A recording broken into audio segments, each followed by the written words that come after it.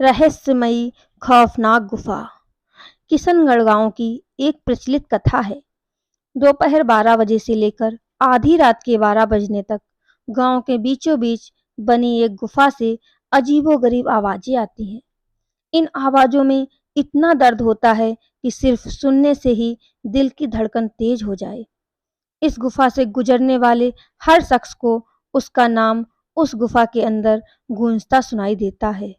पिछले 37 सालों से इस गुफा के अंदर से भयानक आवाजें और खतरनाक हरकतें हो ही जा रही हैं।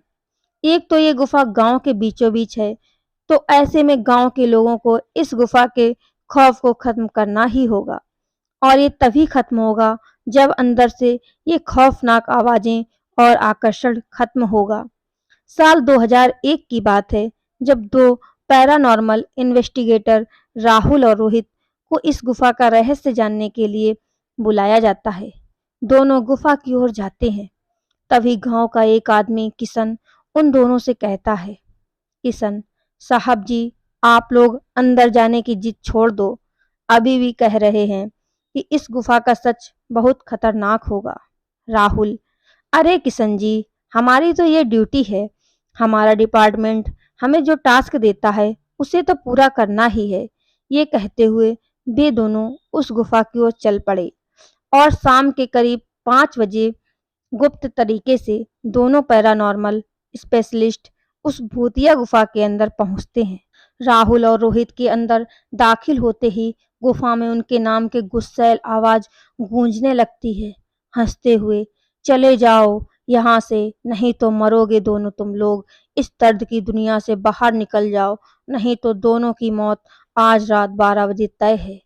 रोहित, यार राहुल, ये गुफा कितनी अजीब है। आज तक ऐसी कोई केस हैंडल नहीं किया जहां बेजुबान गुफा धमकी देती हो। राहुल, भूतिया जगह हमेशा अजीब और खतरनाक ही होती हैं। बस अब सोचना कम कर और टॉर्च की मदद से पिक्चर कलेक्ट कर। रोहित गुफा की हर तरफ से पिक्चर कलेक्ट करते करते आगे बढ़ने लगता है। रोहित को तभी बड़े बड़े कदमों की आवाज सुनाई देने लगती है। ये आवाज उसके ठीक बगल से आ रही थी। वो उस कदमों की आवाज का पीछा करते करते गुफा के आखिरी ओर पहुंच जाता है।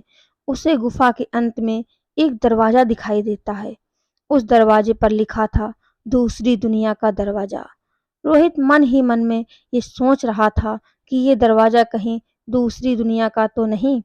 तभी उसे दरवाजे के उस पार से एक आवाज सुनाई देती है, रोहित बेटा, मैं तुम्हारा दादा, मेरे पास आओ बेटा। रोहित, बाप रे, ये कैसा दरवाजा है। ये तो मेरे दादाजी की आवाज है। रोहित को उस दरवाजे के पीछे से उसके दादाजी की आवाज सुनाई दे रही थी। वो सुन रोहित खुश और इमोशनल हो रहा था। इसी इमोशनल में वो एक गलती करने जा रहा था। उसने दरवाजा खोलने के लिए आगे हाथ बढ़ाया कि तभी पीछे से राहुल की एक चीख पूरे गुफा में गूंजने लगी। राहुल की चीख सुनकर रोहित भागता हुआ पीछे गया। रोहित राहुल के पास पहुंचा। वह बिल्कुल नॉर्मल खड़ा था, जैसे कुछ हुआ ही ना हो। रोहित, राहुल, ये कैसा गंदा मजाक है, तुम अभी चीखे क्यों? राहुल हल्का मुस्कुराता चुपचाप खड़ा रहा।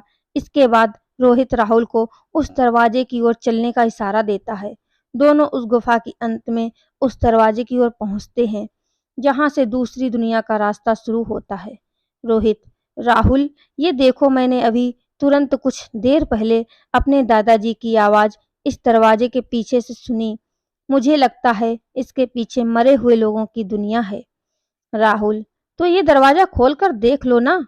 रोहित, सही कहा, मैं दरवाजा खोलता हूँ। रोहित दरवाजा खोलने वाला ही था कि तभी उसकी नजर राहुल के शरीर पर पड़ती है।